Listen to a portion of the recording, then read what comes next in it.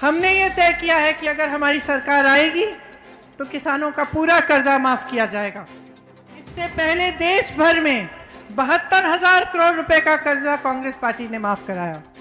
जिन जिन ने वो कोरोना के समय वो बिल भरा, उनका बकाया माफ किया जाएगा, साफ किया जाएगा कि सबकी बिजली का बिल हाफ किया जाएगा।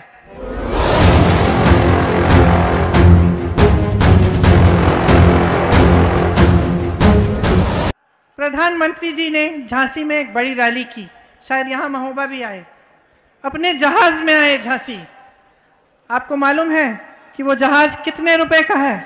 8,000 करोड़ का वो जहाज, वो एक जहाज प्रधानमंत्री जी का है। उस जहाज में वो यहां आते हैं भाषण देने के लिए, लेकिन आपकी आय नहीं बढ़ा पाते। उस जहाज में आते हैं लेकिन किसानों का कर्ज माफ नहीं कर सकते। आपको मालूम है कि प्रधानमंत्री जी के बड़े बड़े उद्योगपति मित्रों की आय कितनी है? प्रतिदिन 10,000 करोड़ रुपए कमाते हैं और आप 27 रुपए में कमा रहे हैं, और आपके लिए ये सरकार कुछ नहीं कर रही है। आपने देखा कि कांग्रेस की सरकार जब थी तब बुंदेलखंड में एक विकास का पैकेज आया था, उसके जरिए बहुत कार्य किए गए थे। हम ये सब परिस्थितियों को देखकर हमने ये तय किया है कि अगर हमारी सरकार आएगी तो किसानों का पूरा कर्जा माफ किया जाएगा। इससे पहले देश भर में 72,000 करोड़ रुपए का कर्जा कांग्रेस पार्टी ने माफ कराया।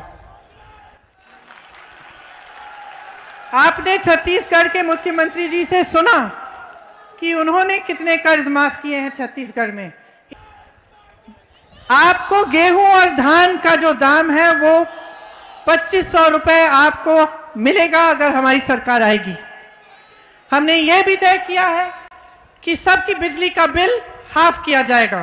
कोरोना काल में कई ऐसे लोग थे, खासतौर से जो छोटे दुकानदार और छोटे कारोबार चलाते हैं, जिनको बिल भरनी पड़ी लेकिन कारोबार बंद हो चुका था क्योंकि लॉकडाउन की वजह से, कोरोना की वजह से बहुत नुकसान हुआ। जिन जिन ने वो कोरोना के समय वो बिल भरा, उनका बकाया माफ किया जाएगा, साफ किया जाएगा। हमने ये भी तय किया है कि जो आवारा पशु की समस्या है उसको दूर करने के लिए जो छत्तीसगढ़ में मॉडल है वही हम यहाँ पे भी करवाएंगे। जो सबसे ज्यादा गरीब हैं, जिनके छोटे छोटे कारोबार बंद हुए, उनके लिए अगर कांग्रेस की सरकार आएगी तो 25,000 रुपए दिए जाएंगे ताकि वो फिर से अपने पैरों पर खड़ा हो सके। हमने तय किया है कि 20 लाख सरकारी रोजगार दिलवाएंगे, और अगर कोई भी बीमारी हो, कैसी भी बीमारी हो, तो 10 लाख रुपए तक सरकार इलाज कराएगी।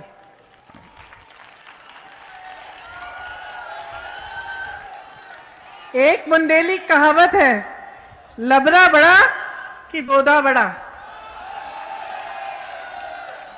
तो आप जानते हैं कि कौन बड़ा? योगी जी, मोदी जी, भाजपा के सब नेता यहां आकर मंच पर खड़े होकर आपके सामने झूठा प्रचार करते हैं, बड़े बड़े वचन देके जाते हैं। आपने अब खुद परख लिया है कि उन वचनों को किस तरह से वो निभाते हैं। आपने तो देखा है कि झूठे विज्ञापन भी देते हैं। अब कल ही आपने देखा होगा, मोदी जी गए, उद्घाटन किया उन्होंने, जेवर में एक बहुत बड़ा एयरपोर्ट बनेगा, हवाई अड्डा बनेगा। तो सब अपनी सोशल मीडिया पे जितने भी इनके नेता हैं सब फोटो लगाने लग गए। सबने देखा कि बहुत बढ़िया है जेवर का एयरपोर्ट, पता चला चीन की फोटो है। और नोएडा में शिलान्यास करने गए थे। चाइना के एयरपोर्ट की फोटो लगाते हैं, अमेरिका की फैक्ट्रियों की फोटो लगाते हैं अपने विज्ञापनों में, आंध्र प्रदेश के बांध की फोटो लगाते हैं।